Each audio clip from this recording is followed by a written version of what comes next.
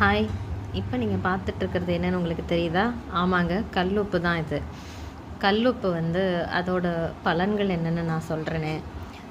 அதாவது கல்லுப்பு ரொம்ப பாசிட்டிவ் வைபுள்ள ஒரு விஷயம். நம்ம வீட்டில் மாதம் தொடங்கினோடனே வாங்குகிற முதல் பொருள் கல்லுப்பாக இருந்தால் ரொம்ப விசேஷம் அப்படின்னு சொல்கிறாங்க. நான் எப்போவுமே கல்லுப்பு தான் ஃபஸ்ட்டு வாங்குவேன். கல்லுப்பு பேக்கெட் எப்போவுமே வீட்டில் ஒரு பேக்கெட் வச்சுருப்பேன். கல்லுப்பை நான் ஹாலில் வச்சுருக்கேன். ஒரு டிரான்ஸ்பரண்ட் பவுலில் தெரியுதா? வெளியில் இந்த பவுல் இதை விட டிரான்ஸ்பரண்ட்டாக இருந்தாலும் இன்னும் பெட்டராக இருக்கும். இந்த பவுலில் கல்லுப்பை கொட்டி இதை நல்லா நிறைவாக வச்சு ஹாலோடைய ஒரு முனையில் வச்சுருங்க. இது ஹையஸ்ட் பாசிட்டிவிட்டி கொடுக்கும். பர்சனலாகவே நான் ஃபீல் பண்ணியிருக்கேன். நியர்லி ஒரு 3 to 4 இயர்ஸாக இதை வச்சுருக்கேன்.